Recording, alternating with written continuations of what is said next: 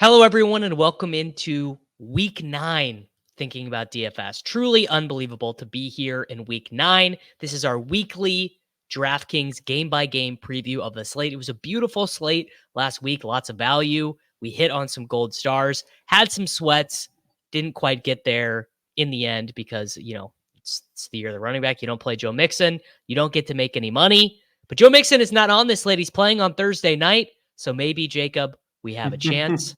Let's get into it. It's Short King Summer, dude. It just feels like no one in fantasy sports ever learns anything. Does he mistime it, or is Brock Bowers just a grown man? Brock Bowers is just a grown man. Dare I say, Rich, football might be back. In the words of Lane Johnson, this offense looks constipated. It's Short King Summer. Pretty poetic. Cedric Tillman, Gold Star play, pretty good Gold Star play from or for Cedric today. The thing I actually feel bad about from last week is not just being like, well, if the spot is so good, I would maybe even consider Jerry Jeudy. I probably should have just played Jameis Winston. That I honestly looking back, doing the postmortem of that slate, it's like, well, yeah, I probably should have just played Jameis Winston. Jameis, Njoku, Tillman, Elijah Moore, 12 targets. By the way, I don't want to release the DMs with all of my co-managers, you, Gretch, Karain. I don't want to release the DMs. People were acting like Elijah Moore was dead, not realizing that he was about to be Jameis Winston slot wide receiver. How many yards on those 12 targets? That is completely irrelevant. That doesn't. This is a game of opportunity. Hi, Streaming Duck here. How many fantasy points did he score? I honestly don't. I assume 7. I assume 7, but I don't even know. More than 7, but it wasn't as many as Cedric Tillman, that's for sure. I added. I mean, in my waiver priorities last week, I either got Pearsall, Tillman, or Elijah Moore, or Sterling Shepard on every fantasy team that I own last week, and I feel good about the way that I ordered them. We'll see what happens with Juwan Jennings back this week. Did you have any fun sweats? 16.5. So how many fantasy points, Jacob? How many? There you go. There you go. It comes all the way back as many around. as Cedric Tillman, who had 32 DraftKings points. But he actually only got 28 because they changed. Oh, right. They took him out of the bonus. Right. They had him in the bonus. They took him out of the bonus. I remember that. Yeah. Correct. That's brutal. Did you have any fun teams last week? Not particularly. I did play the Jameis double, but I was the slappy that was like, I gotta have a bring back. So I played the big dog on that team, who didn't really do a whole lot for his price tag this week. For I don't know, first time all year. And then had a couple duds kind of circulated in around everything. So I don't know. This entire year, it's been a weird year. My cash rate has never been higher. But I've had nothing particularly threatening. So it's just been a very even kind of weird year compared to normally when, if I'm not hitting top outcomes, I'm usually full airballing. So I don't know. We'll see. I don't know if that's good or bad, but it's been a weird year. My best team was a Patrick Mahomes team, which is a little bit poetic. Kelsey 2% owned, Xavier Worthy. You very rarely see this less than 1% owned Xavier Worthy. Swapped off Kareem Hunt on that lineup because it was not a very good lineup. It had Tillman and McMillan in it. We don't have near as much value this week, which will make lineups. There's a couple guys. Tillman is 4,300. So spoiler alert, what is the field going to do there? All right, but let's go ahead.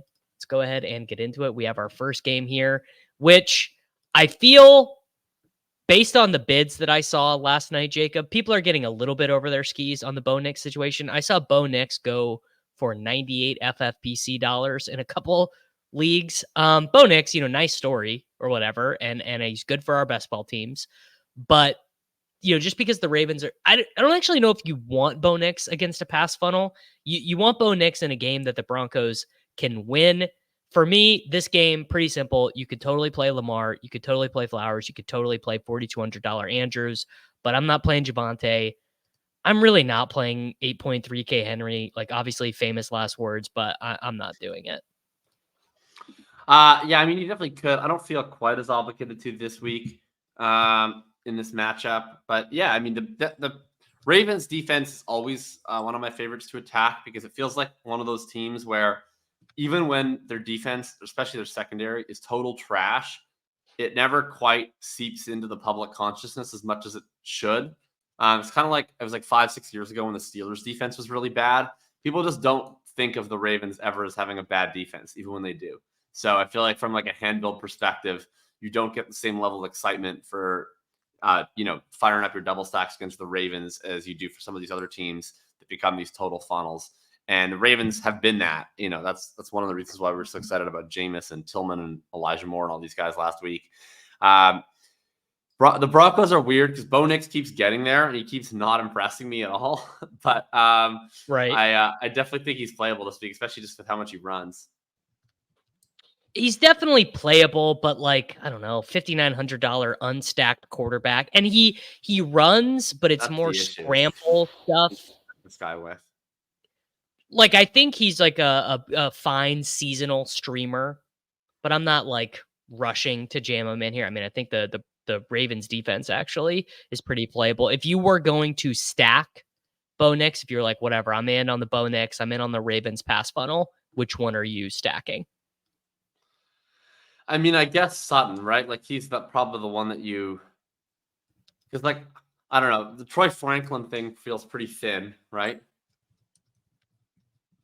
And like, I don't know who else he feels thin, but he's the only one who gets deep targets. Like if Bo Nix does throw a 60-yard touchdown in this game, I mean, it probably is just going to bounce off of Troy Franklin's hands at the end of the day. But if there was going to be one, it would be him. To be honest, it's weird for a team total of 27.5 to not be that interesting. But I think it really is. You could play Lamar naked. You could play Lamar with Zay. You could play Lamar with Andrews. You can play Derrick Henry if you so choose. But their team total's 27 in this game. They're the best offense in the NFL. Man, so Vegas, because the Broncos defense has been lights out, and Vegas does not believe. Hey, they don't care. No, they don't care because the Ravens have been so good. The Ravens get to 25 against everyone. The Ravens would get there against the 85 Bears. Like they're just really really good. And if Rashad Bateman doesn't drop that pass, or if Kyle Hamilton doesn't drop that interception, like we're just like, yeah, the Ravens are clearly the best team in the NFL. A much more fun game with like a billion plays. We have the Dallas Cowboys traveling to play in a dome game against the Atlanta Falcons. CeeDee Lamb, Drake London, Bijan Robinson, Jake Ferguson, Darnell Mooney, Kyle Pitts, Jalen Tolbert. I mean, you could do a full old-fashioned 2018 DFS Dak double bring back in this slate. You could play both the tight ends together. This, I think, is the fantasy bonanza game of the week. I did the Cousins double bring back in the SPY last week, and didn't work. Thanks, Drake London. The first time he hasn't gotten there in like a month and a half. But this would be a potential spot to do it once again. Honestly, I think on either side, probably my favorite way to play it though would be through Dak, and then you bring it back with Bijan, who I think gets the massively plus matchup against this Cowboys run defense. And then if it's Dak, CeeDee, Ferguson, bring it back to Bijan. It's gonna be hard to get there on salary, but if you can find a way to make it work, I think it's worth looking at. And then, are you ready to just admit that Kyle Pitts is back, or are you still not ready? Oh yeah, want to be hurt again? Yeah, no, I don't fully back. So he's not running routes, which is interesting. Like he actually played fewer snaps than Charlie Werner. But in a way, Pitts is finally being used in a way that is conducive. Hayden Winks posted a couple clips of this. Like this was actually finally Kyle Pitts being used. So you get him in the matchup nightmare. You either Kirk Cousins sees like, oh, he's lined up against a linebacker, he's getting the ball in the seam, or he's lined up against a corner, so I'm going to let him use his size to beat the corner. And those were the way his 2 touchdowns came. And yeah, I am just ready to admit he's like, I don't think Kyle Pitts was ever going to be what we imagined. Like our imagination for him was him being Brock Bowers, just like getting 28% of his team's targets, being the best tight end in the NFL. He's not that. What's interesting is London being pretty chalky again. I don't know. I weirdly, I'm like less apt to believe in Drake London than Kyle Pitts. I don't know what that says about my particular psychology. Yeah, I mean, I don't have any issue believing in Drake London. I thought last week was the first time I played him in a while, and naturally, it was the week that he completely bricked after I'd been fading him while he continually got there for multiple weeks in a row. Um, I thought he was a slightly better play last week than he had been because he was coming in like 30% owned in previous weeks. He was more in the 15 to 20 range last week. It was like a top 3 matchup going against Tampa Bay. And ownership was just getting pushed off him because everybody was playing these cheap guys and building through them. This week's interesting. Not quite as green light of a matchup, but like still the same salary range. Actually comes down in price. And Dallas defense is kind of giving it up across the board, even if you probably in your perfect world want to play running backs against them. I don't have an issue with it. Like he's been dominating targets all season long. The only thing with London that I feel is I don't think he's a great guy to play when he gets up into like the 30 plus of ownership, just because I think his like true ceiling is a little bit lower than some other elite wide receivers, just because he doesn't really have like the yak ability and he doesn't have the deep ability. So it's like his game of getting there just requires 12, 13, 14 targets. It's a little Amon-Ra-y for me, where like when Amon-Ra comes in, or like he's got to 30, score 40%, twice, or he's got to score. yeah. Twice. So like, it's I kind of view him similarly to Amon-Ra, where like there are spots where even at crazy ownership, I'll just play a CD or a Jefferson because of the way that they score. If it's just the spots that good, even in the most ideal spot, if they're coming in 30+% owned, I don't ever really want to play an Amon-Ra or Drake London in that because I think I can chase them down with kind of higher single play ceiling guys. But at this ownership, if this is accurate at 15%, I'd have no issue. If it pushes up over 25%, then it'll be a no for me. Yeah. Do you have a thought on Jake Ferguson and Jalen Tolbert? They're both 5,100. Tolbert like much more likely to create a GPP winning score in my mind. Yeah, I mean that's probably true. He also, is pretty likely to have 2 catches. It's gonna be hard for me to get to Tolbert. I suspect just because I'm not going to do the Dak double without CD. And Tolbert's like 51 is kind of like a frustrating price where like it's like almost the cost of a premium double, but you're getting a guy that you kind of would rather be 4.2 as like a cheap add-on, not like an actual player, just in terms of the actual quality of Jalen Tolbert. So I don't think I'll get to Tolbert. I'd be more likely to get to Ferguson, just based on him playing tight end. And if he gets, his customary 7 catches for 40 yards and he happens to find the end zone, then who knows? Maybe that's tight end 1. Not last week. I guess it could be this week. All right. The Miami Dolphins are traveling to play at the Buffalo Bills. Very funny. Tyreek and A-Chain barely get bumped in price. A-Chain by 400, Tyreek by 300. But now no one wants them. No, it's like, oh, all right, old news. It's old news. It's over. Well, Tyreek didn't get there in one game, so he's no longer of interest to the fantasy community. He almost did. There was a deep ball that Tyreek threw to him that Tua threw to him on the right sideline, and he just, I don't remember if he caught it and got tackled or if he just missed it, but I remember watching the play and being like, well, that was almost an 80-yard touchdown. That almost ruined everyone who didn't play him. The craziest thing about the Tyreek experience, by the way, I don't think you play cash games. He was only about 70% owned in cash games at 7,000 on DK last week. It was one of the most mind-numbing. I literally expected him to be like 97% owned. I was stunned.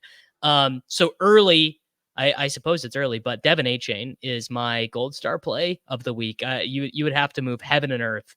He has a 21% target share in games that Tua has started this year. He is the running back 1 in points per game in games that Tua has started this year. And that is with Raheem Mostert having scored, I don't remember if it's 3 or 2 touchdowns in the games that Tua has started, but like that is without him getting every walk-in touchdown. Like there are worlds where A-Chain just gets those and is like averaging 28 points per game. Yeah, massive agree. The role was incredible again. I mean, it's whatever. Like he's not going to play as many snaps as the running backs that some of the boomers love. And I think maybe that weakens his projection a little bit.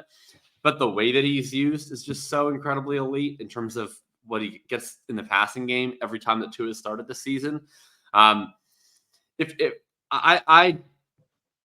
don't buy that this ownership will hold, just because I think he'll get steamed throughout the week. But if it does, anything under 20% on HN, and he will be in 100% of my lineups.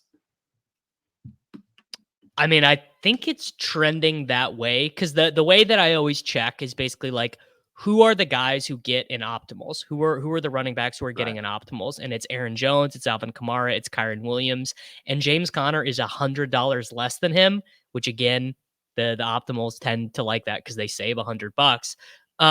So I think it probably is closer. I think we do probably see something more like 10 to 15 compared to 20 to 25. On the Buffalo That'd be side, unreal because his ceiling is so much higher than a lot of these other guys. Like he can get eight, so much he can get higher. 8 catches, and he didn't get the goal line work this past week, but he has in other weeks, even when Mostert's been active. So it's not like he can't get the 1-yard touchdowns also in a given week. Yeah, it really just depends. Like on it's a little Gibbsy. It's like where it's like if he happens to be in there, he can get it. And then sometimes he won't get it. But it's not like if you watch the Miami Dolphins, they're inside the 5, there's a 0% chance he's on the field. That's not the case. Correct. If I was gonna play a Bill, it would for sure be Keon Coleman. The age of Khalil Shakir, man. I guess he can do his little 5 for 80 thing or whatever, but that throw that Josh Allen threw to Keon Coleman on the 1-yard line, just like, I'm throwing you the ball, you beat your corner and come down with it. And I was like, Jesus Christ, man, that is crazy trust to have in a rookie. I was just very impressed by Keon Coleman. I think the Shakir experience, he's like, I don't know. He's Tyler Boyd now, basically. I mean, he's been pretty effective. It's very funny. I saw a tweet from Jakob Gibbs, film guy, Twitter, and he's posting about Shakir's catch rate and yards per target. Loves Shakir. Jakob Gibbs tweets about Shakir every day. And it was like, is Khalil Shakir the best wide receiver in the NFL? Maybe. The Khalil Shakir experience has been tilting.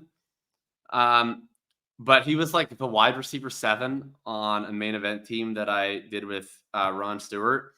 And we've now lost Brandon Ayuk, Stephon Diggs, and T. Higgins, and maybe Brian Thomas all in the last 2 weeks. And so I'm starting to become a bigger fan of Khalil Shakir because he's about to be our wide receiver 3 on that team. So shout out to him.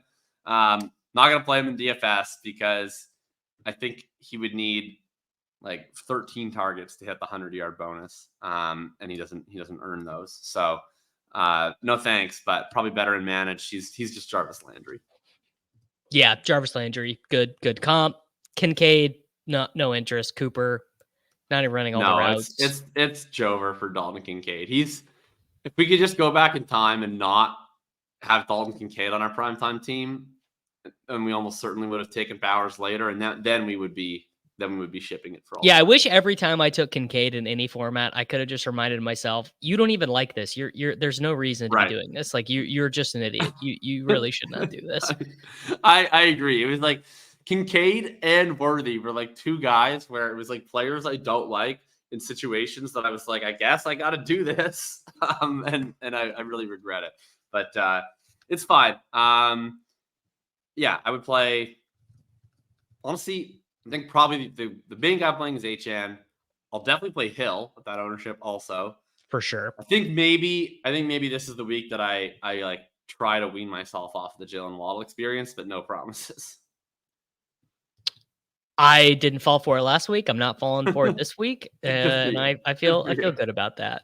All right, here's a conundrum. I'll let you know if I don't play it so that you can play it, because then it's going to be the Diamond Miner meme for sure the week that I finally don't play Jalen Waddle. Can Alvin Kamara, and I don't know if Derek Carr is going to play in this game or not. Cardi has him in the projections right now. It sounds like he is legitimately questionable, like probably is going to play. I mean, Alvin Kamara, his workload, like in the context of these games that the Saints have been playing, like they're getting absolutely throttled. I mean, he still is plan 1, plan 2, plan 3. Shaheed's out now. I mean, Olave at 6,100 is also a great play, but like I mean, is this the highest raw? It's almost the highest raw running back projection of the slate in full PPR. And Hubbard, I'm less into, honestly. Like a 60, like if Hubbard was 5,800, sure. Like, I don't know. I might rather Chase Brown than Chuba Hubbard, which is not to say that Hubbard is a bad play, but like, what is the ceiling of Bryce Young's running back? You know what I'm saying? It's low. I don't care. As soon as they went back to Bryce Young, I don't have to care about any Panthers. Done with the Panthers. Coker's 3.6, brother. Barely. You might have to care about Coker. What about like, so Olave is 6,100, pretty chalky. What's Yeah. I don't love it. Yeah, I mean, again, it kind of depends on where this ownership gets. Like I find with these spots early in the week, the ownership projections like tend to be a little bit more flat, and they'll just start to disaggregate from themselves later in the week, especially in small fields. And I just kind of am curious to see which way the Olave stuff goes, because if that hangs out where it is, or if it gets squeezed out, then by all means, because I still do really believe in the talent, and that's an incredible price in this matchup. But it is so easy to see how it fails. Like if they just get up 14-0 and they run the whole time, and Olave hasn't really had that dominant week so far this year. So he had 13 targets last catching. week. Yeah, so we'll see. It needs to be like just the way he accumulates. Like, and again, he'll get some deep stuff. Does not really get any yards after the catch. If he stays in this range, if he stays in the 15 to 20 range, then I would definitely play it. But I just, if it gets above that, even though I think he's a great play, I'm not going to stack the Saints here. I don't think so. It's like, do I want to play a 25% owned, like one-off receiver? Like, I think I'd rather just hope that he doesn't find the end zone and it doesn't matter. At 25%, definitely no. At 15 to 18% more into it. I mean, the Sims are really going to like him. I do think Taysom, unironic, actually, good play this week at like not chalk, very easy matchup. There's going to be an interesting thing that happens with tight ends this week, where because every good tight end and even some of the bad ones like Dalton Kincaid did well last week, people are just going to want to play good tight ends. Like they're not going to want to do the shitty guys this week. Right. And that is, so instead of Taysom Hill in the spot, maybe being 7% owned in the SPY, he's going to literally be like 1.8% owned. And I mean, the Saints put up 47 in this matchup in week 2 or whatever, or week 1. I mean, it's really unbelievable. All right, let's keep it rolling. We have the Las Vegas Raiders, the biggest sideshow in the National Football League right now. I mean, talk about getting the heat off the Carolina Panthers. The sideshow of the Las Vegas Raiders is like really unbelievable. The questions we have here for the Raiders-Bengals game, team total of 19.5 for the Raiders, 26.5 for the Bengals, is can the Bengals pull their heads out of their own asses and score points in a game they're favored? Because what's happened is the games that the Bengals have been favored, they've done awful. The games they've been dogs, they played very well. Now, if Chase Brown is actually 18% owned, no chance. No, I think there's no way that will come through. Absolutely no shot will he be that owned, in my opinion. I agree. He plays half the snaps. It's like $600-700 to get up to the Connor HN range. Like I can't fathom an 18% owned Chase Brown. Now he is getting all the he's getting the high value touches. He's getting more touches for sure. Yeah. But I don't want to play a running back who's going to have a 48% snap rate into 20% ownership like that. That's just not. That's not for me. I get the matchup's great, but and all that, but the floor remains low and the ceiling remains low if you're coming off the field that often compared to these other guys. So it's that'd be a no for me. I mean, his role, he's obviously way better at football, but his role's worse than the running back on the other side of this game. It's just an actual workhorse. I'm definitely not doing that. I'm definitely not falling for that, by the way. Alexander Madison is the most fake value play of all time.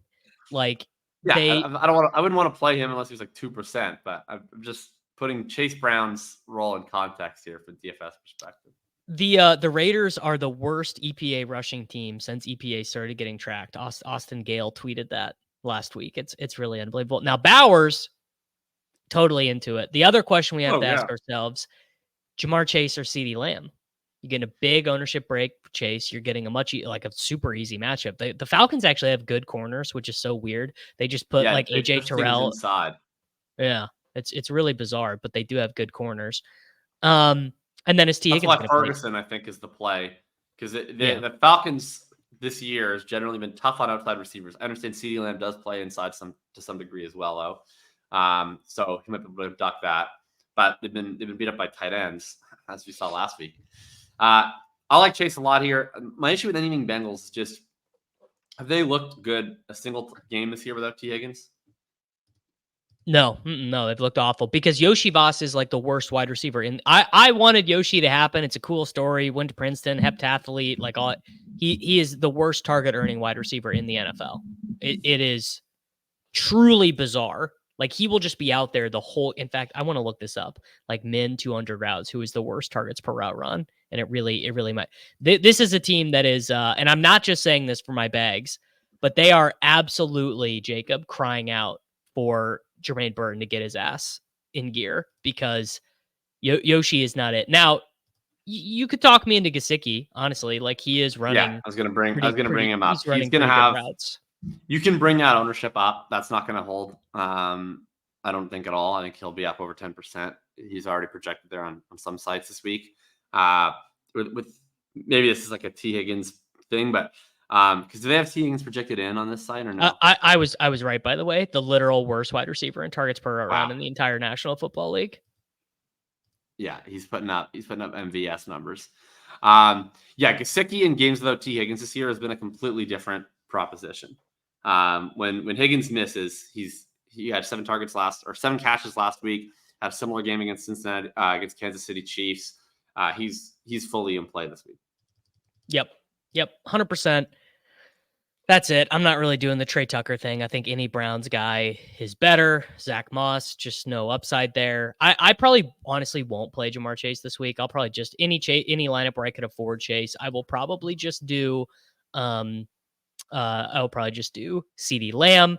The Los Angeles Chargers. How upset are you that you got flexed out of being able to play Justin Jefferson against the Colts? No, I know. It's so annoying. It's like I can't even. This might finally have been the Gen Wealth week, although it'll still be good for the best ball bags. So here's the deal with the Chargers. These J.K. Dobbins projections are fake because, Jacob, I mean, we kind of thought it might happen. He's not efficient. Like J.K. Dobbins, for the first time in his NFL career, not an efficient rusher. You know, who could have predicted this? Now, Ladd, great play. Cedric Tillman, great play. Elijah Moore, great play.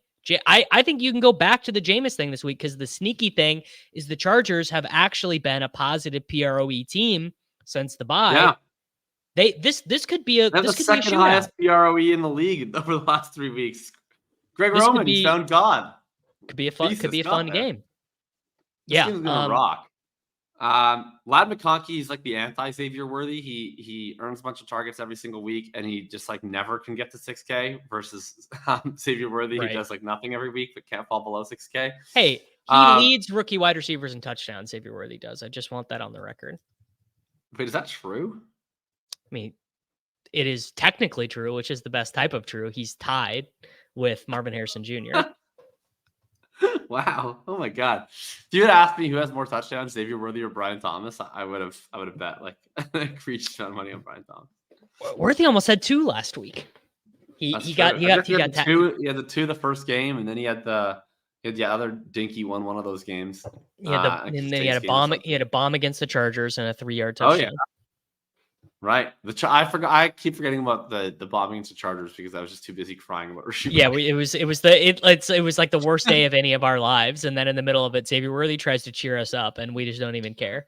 So here's the question I have for you. Basically, is one. I mean, these ownerships are hilariously wrong. People cannot help themselves with Jameis Winston. So let's pretend Jameis is 8% owned.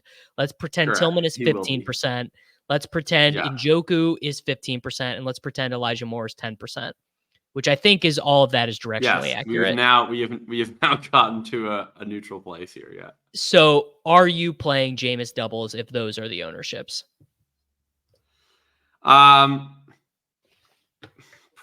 not.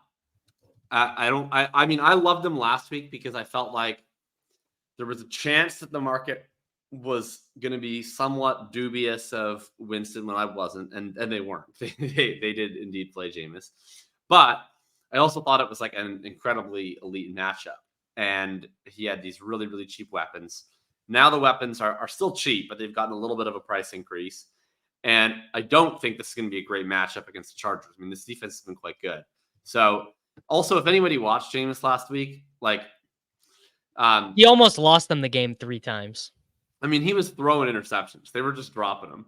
Like, and that's fine. That's the Jameis experience, but it's not. I was going to say, like, what do you the thing that I thought was so optimistic and why I was so in on Tillman and Moore and stuff on waivers is like they were a positive PROE team with the worst quarterback in the NFL. Right. So like, what are they going to do? They're going to be like, oh, Winston's terrible. We better dial it down. It's like, no, you already lived this experience. Like you already had way worse play than what Winston is going to give you. And you were still hucking it. I have a crazy play in this game. You can, you're not going to like it. So tell me why I shouldn't be interested in already monopolizing almost every running back touch, 5.8K Nick Chubb. They're not going to throw him they're not going to throw him the ball. He's don't get me wrong, he's totally fine. I think Ford is going to be back this week. Ford didn't play last week. That's so he'll play in the pure strong role, I think. I'm not projecting a lot for Jerome Ford. I did bid on Jerome Ford on a couple of my teams last week. I don't know. It's just like that to me, that feels like you're starting to get too far away from the optimal because like it could be. He probably's got to get like 19 rushes to get there. There are avenues where he scores twice but doesn't get the yards and doesn't get the reception, so he's still not optimal.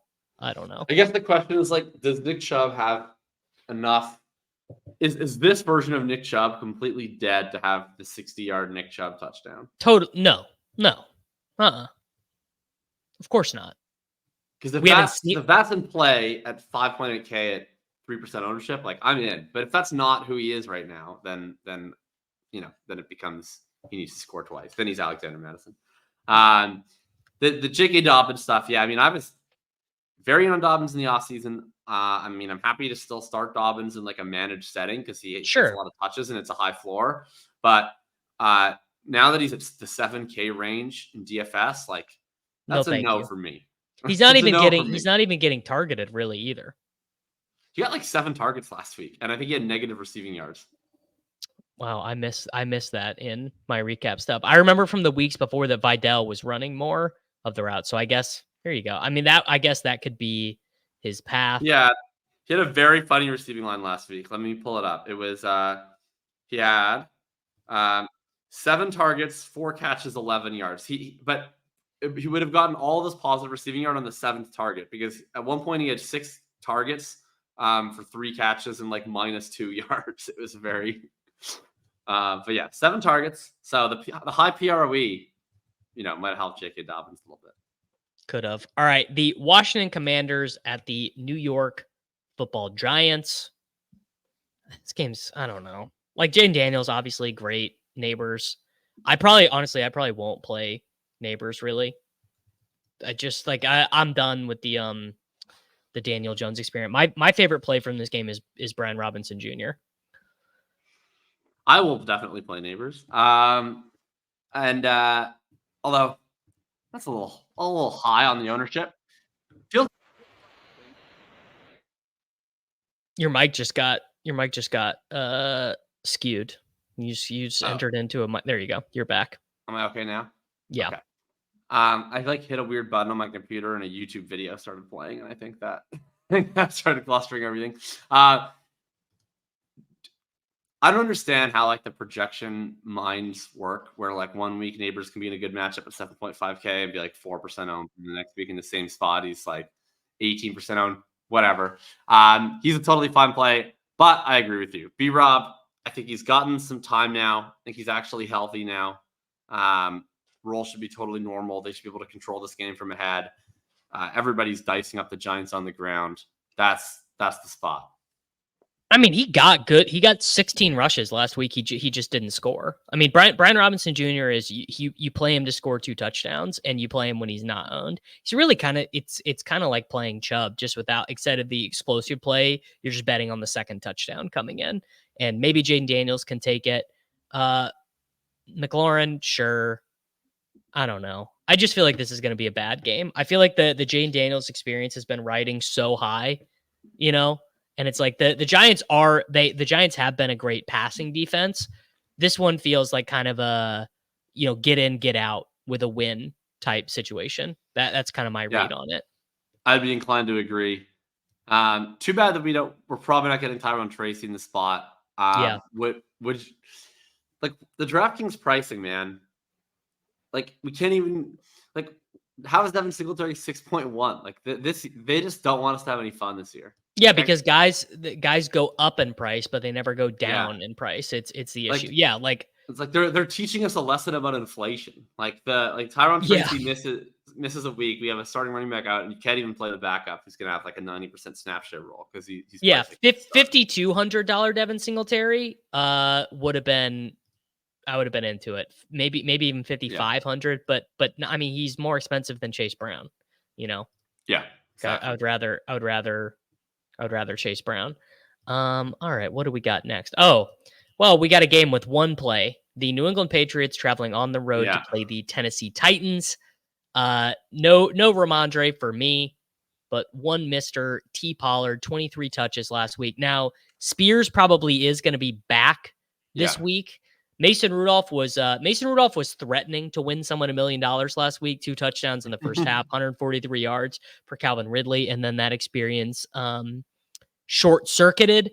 But Pollard, I do think, is very strong, and I don't think will be chalk this week because Spears is coming back. I think that will keep people off him to some degree.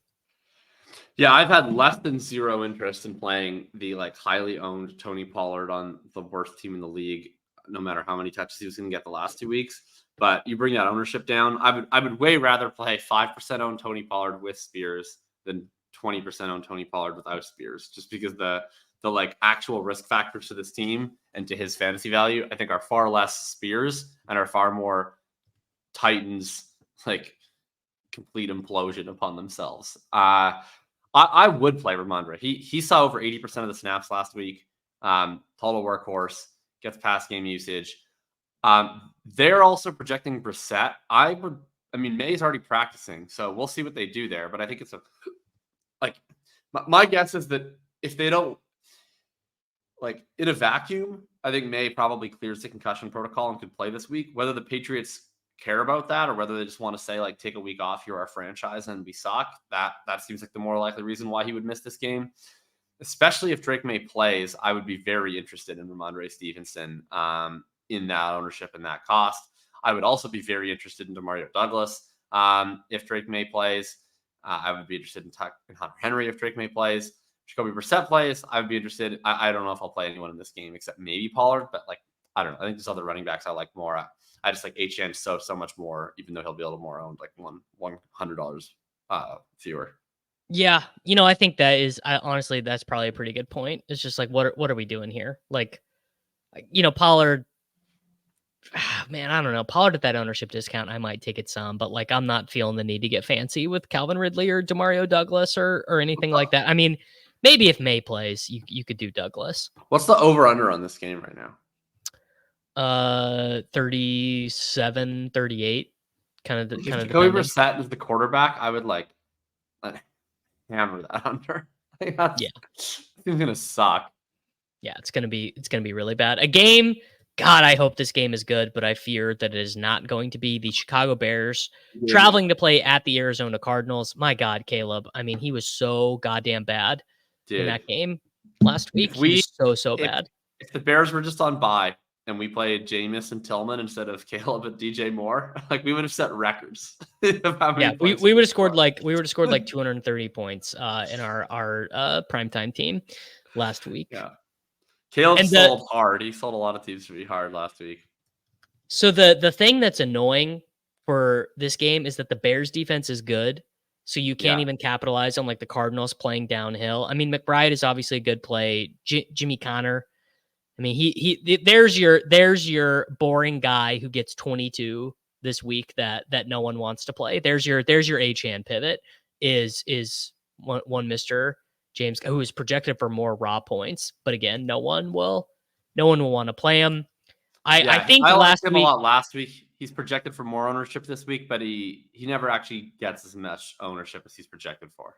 no one clicks that guy. No one clicks. Only computer nerds are getting to James Conner. I mean, DJ Moore, maybe. Swift certainly is a very strong play here.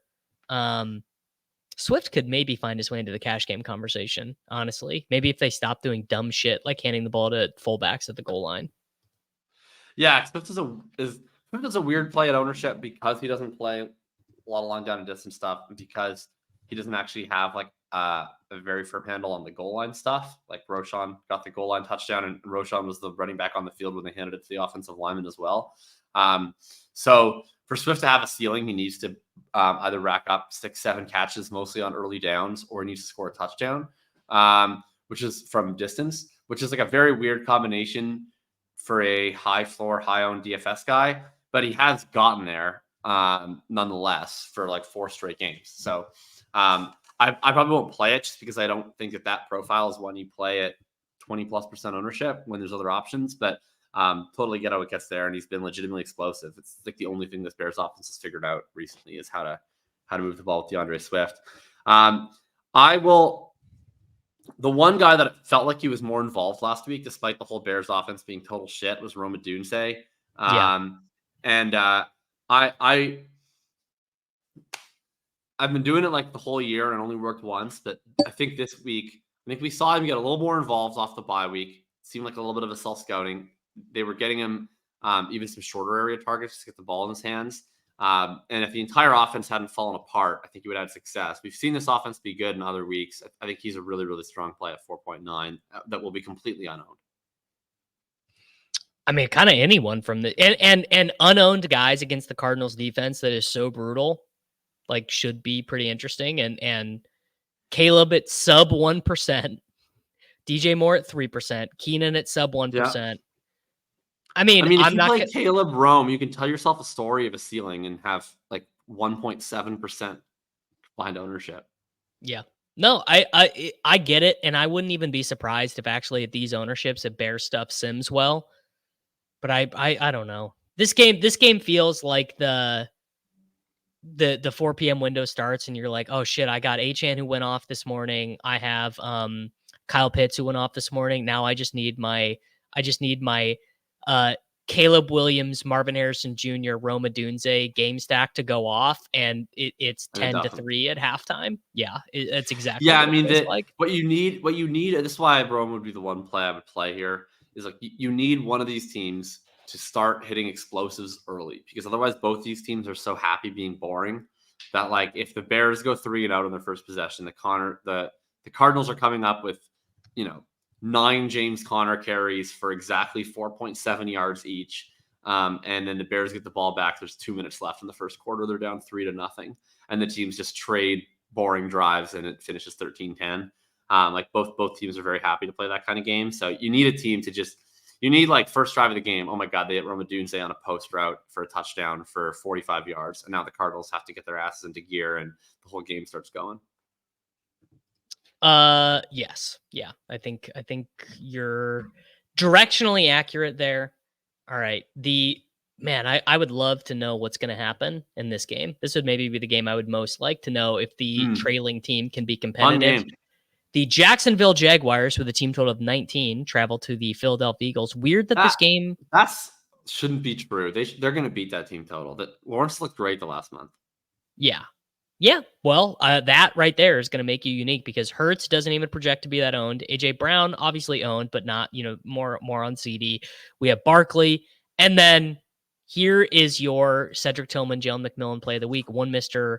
Parker Washington. That Evan Ingram ownership, I've never seen something so egregiously low on a Thursday. Evan Ingram is going to be the most owned tight end of the slate, I predict. Well, okay, now I understand why they're having a 19 team total. So I guess the market and this lineup HQ is projecting Brian Thomas out. Is that correct? Yes. Yeah. I think that's going to be incorrect. He practiced on a limited basis Wednesday. I really struggle to believe that that their star player is practicing on Wednesday and won't play on Sunday. That strikes me as implausible. So I maybe if he doesn't play, then I'd care way less about this game because then this offense will suck. And then all I care about is jamming Saquon Barkley at weirdly not enough ownership in a game that I would expect him to control. But if Thomas plays, then I really like him at probably reduced ownership where people will be worried about injury stuff. I would be interested in Lawrence in that case as well at very cheap price and probably not a lot of ownership. And if I think that I have some faith in the Jags to put up points, then I would also then become extremely, extremely interested in one Mr. AJ Brown, who's just been an absolute baller this year. The only thing that's stopping him is that the Eagles offense is kind of bad outside of him. But if they ever were to get into a shootout scenario at one point this year and look semi-competent in the process, he's going to have just a nuclear game. I got a guy to toss out for you here. Okay. One Mr. G Calcaterra. Yeah. He does just Back keep on the running. menu.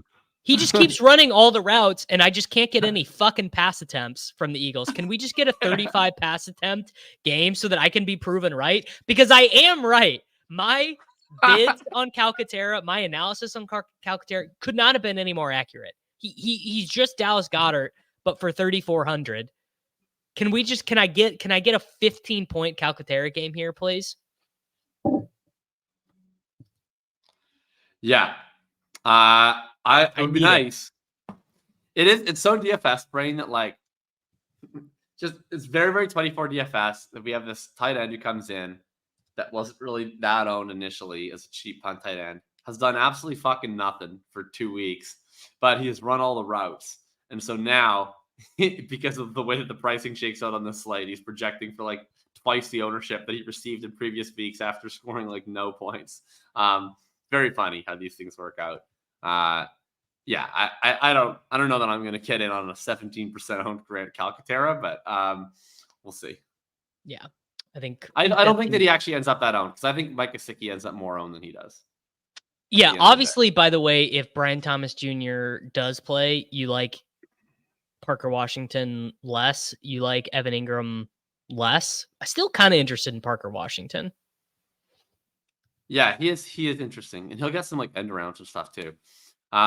I don't think it matters for DFS. If you have a take on what this Jags backfield is going to look like with Travis Etienne back, I think you have to play neither, at least this week, right? What it will look like is that Etienne becomes Dearness Johnson and Tank Bigsby is Tank Bigsby, and the team doesn't score enough points for either of them to like really matter. I think it's going to be not quite that simple. I think Travis Etienne is going to get the Dearness Johnson stuff, but I also think he's going to see more carries than the Bigsby people are going to enjoy. I don't necessarily think he's going to get more carries than Bigsby, but I would not be surprised if like adjusted opportunities, carries plus 2x targets, Etienne leads. Yeah. All right. I don't have anything else there. Detroit, Green Bay. So team total 26 for Detroit, team total 22.5 for Green Bay. I mean, do we think that one Mr. J Love is playing in this game? I don't know. It depends on if they want me to have nice things. If J Love plays, then very into this game on all sides. If he doesn't play, then I'm less into this game. So I don't know. You can't play the Packers wide receivers with Malik. I mean, he looks fine. No, you but can't. They just haven't passed enough. I guess you could play Jacobs, but it's a brutal matchup for running backs. I don't really want to do that. Their run game has just been so efficient when Willis has been in, though. That's true. Yeah. It's a massive help to the run game when you can have the threat of the mobile quarterback. I will. But he's not going to get any. But he's also not going to get any receiving with Willis. So like the only path for Jacobs is 102, and I mean he did it last week, but that's the first time he's done it all year. I don't like he's going to be similarly owned to Devon Chan, more pricing, and I know I'm going to get 0 receptions. Like, get the fuck out of here. I'm not going to do that. Here's the question. Do you buy Laporta target share from last week, or was that kind of like a make-a-wish situation where they knew they were going to win that game and that J-Mo was out, so they were like, sure, we'll give you... I mean, I think Goff only threw like 80 18 passes or something, and Laporta got 6 targets. I buy the it's a players not plays offense, and they lost J-Mo.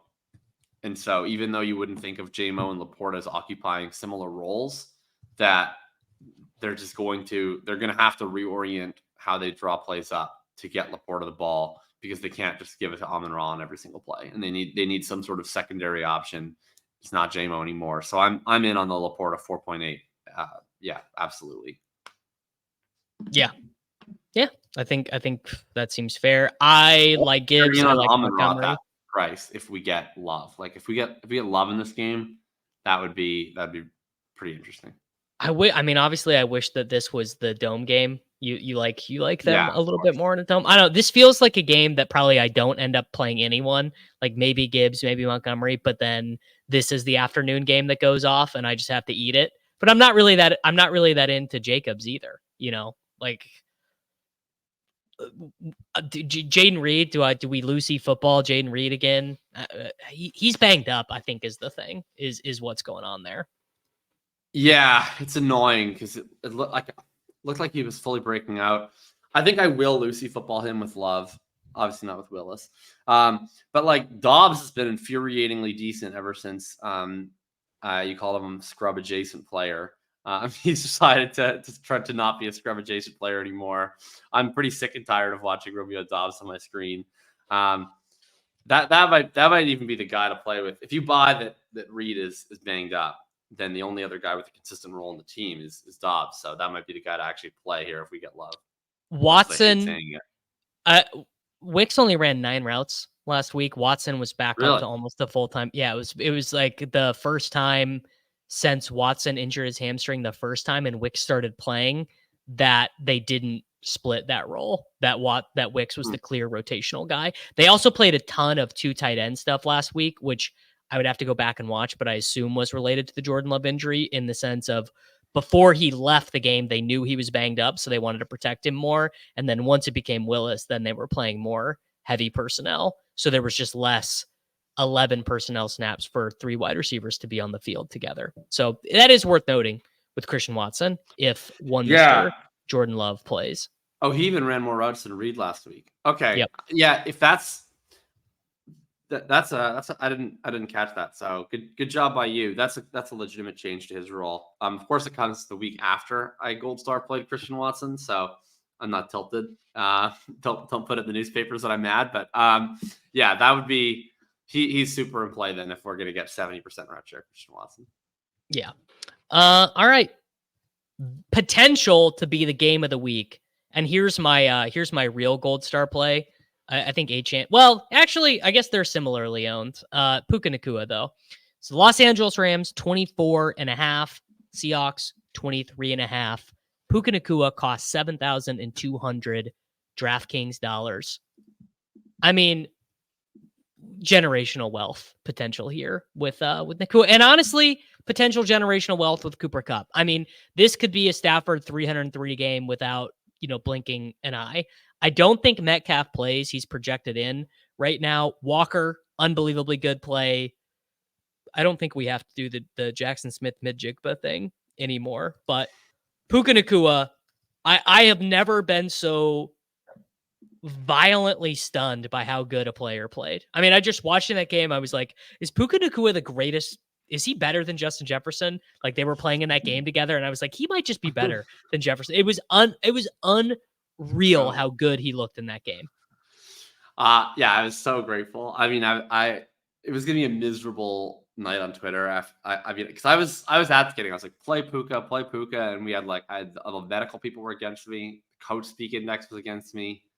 Yeah, there was no better feeling than having played Puka in all of my high stakes managed leagues, and then I'm watching the first drive, and it's just immediately 2 Puka targets. So I'm like, oh yeah, this is gonna go well. Yeah, super in on him. I'm interested. Yeah, he should be like way more owned than this. Yeah, I think he's like a phenomenal play in this spot.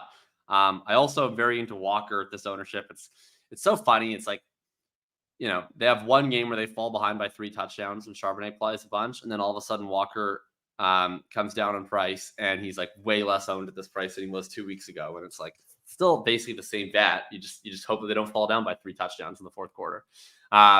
So in on Puka, in on Walker. Yeah, I think Metcalf would be the only Seattle wide receiver. Are you concerned about Walker at all because Seattle looked so fucking bad last week? Not really. I think that they've looked good for the majority of the season, and last week was kind of a weird week without Metcalf.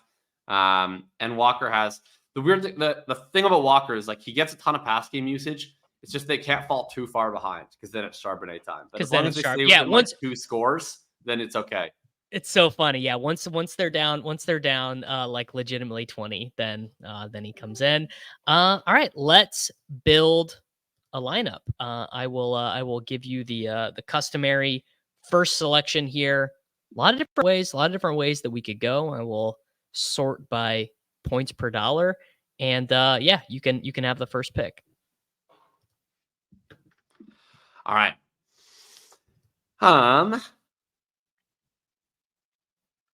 I will lock in Puka Nacua. We just talked about that game. I think he's very underpriced. Let's do it. We will do Puka Nacua, and I will do Cedric Tillman. I will take Cedric Tillman, save us some money. I'm a true believer in Cortland Sutton with Jameis Winston, basically. Okay, sounds good. I'm here for it. All right, I will do Devon Achane, playing him every single lineup unless the ownership becomes way different than we expect now. All right, I'm gonna take Calc. I'm sick of not getting there. I'm taking Calcaterra. Give me 32 passing attempts, Jalen Hurts. That's really all that I ask. I don't ask much. Just can I get a 32 pass attempt game where Calcaterra records a touchdown? All right. Here's hoping. All right. Let me think here. All right. I will. Let's see. We got a decent chunk of ownership here. I'll play. Yeah, we do. Piece I don't expect to be very owned. Let me do. Do we have the salary to get Ken Walker in here or no? What do you think? I think we can probably do it.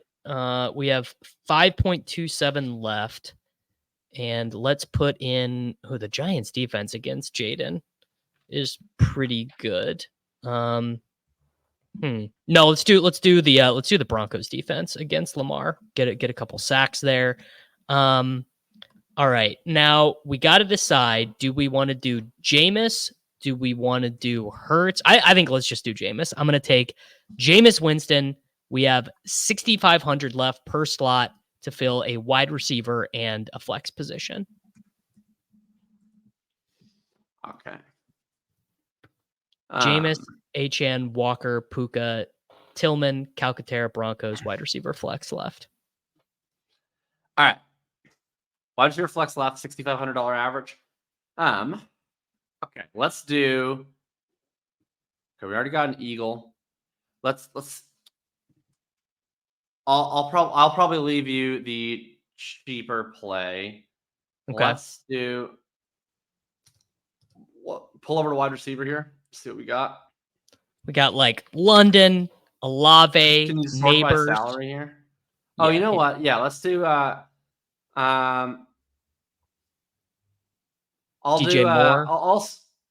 Yeah. You know what? I'll do my guy. You can do the higher salary. I'll put in Roma Dunze here, who's my guy at 4.9, and I will let you. Wow, there we go. Expensive guy. Roma Dunze. We have $8,100 left at flex. That is AJ Brown. Oh, well, actually, I'm gonna go really boring, and I'm gonna take Alvin Kamara. Does not get more boring than that. Yeah, Disgusting. No, it really doesn't. No, but we've got 28 DraftKings points at 3 yards per carry coming right up. It's coming right up. All right, so that lineup is Jameis Winston, Devon Achane, Ken Walker, Puka Nacua, Cedric Tillman, Roma Dunze, Grant Calcaterra, Alvin Kamara in the Broncos defense. You got a little bit of extra salary to mess with defense there. Jacob, who are we flag planting this week. All right. Gold star play. I'm going for the low percentage gold star play this week after I think Cedric Tillman was projected for 8% owned last week, and then ended up being like 1,000,000% owned by the time that we actually did it. Yeah. So I don't know what's going on with my camera. I'm like crazy blurry, but whatever. We're almost That's allowed. It's okay. All right. So give me Roma Dunze, 1% prayer shot. The last time I made him the gold star play was against my Colts. He ended up smashing. So we're gonna try and recapture the magic here. Yeah. All right. I love it. I mean, I don't know exactly which these guys are chalk. I don't always love to do the chalk ones, but I'm throwing Puka Nacua in as my gold star play. He's my gold star play up to 25% ish projected ownership. I think he still remains like the thing that's saving him is he's the same price as Tyreek. And I think optimizers by Sunday are going to prefer Tyreek by a little bit. So that is my gold star play. Everyone comment below your gold star play. Let us know who your gold star play is. Make sure that you are subscribed to Thinking if you want to read a great diatribe on Anthony Richardson, Shane Steichen, Jim Irsay, and Ballard for the Indianapolis Colts. I would encourage you to check that out. You can also watch the Dynasty Points YouTube show that Jakob does on Thursday nights is when the Dynasty Points YouTube show is. So if you're we do Tuesday nights. We did a 2.5 hour show this week. In theory, we're an hour show. We did a 2.5 hour show, about an hour on Richardson, and then the rest of our show. So make sure to check that out. It is available on the Fantasy Points podcast feed. It's available on the Fantasy Points YouTube network. I will also have one of my biannual pieces of content up on Tuesday morning as the intro to the Hitchhiker's Guide, which will be the best bets guide for anyone who has offshore ways of betting on the 2024 United States election. We'll have you covered. Oh, we got Polymarket too, which if you have a VPN, you can log in. Absolutely. All right, everyone, we will be back next week. Good luck in the slate. It's Short King summer, dude. It just feels like no one in fantasy sports ever learns anything. Does he mistime it, or is Brock Bowers just a grown man? Brock Bowers is just a grown man. Dare I say, Rich, football might be back. In the words of Lane Johnson, this offense looks constipated. It's Short King summer.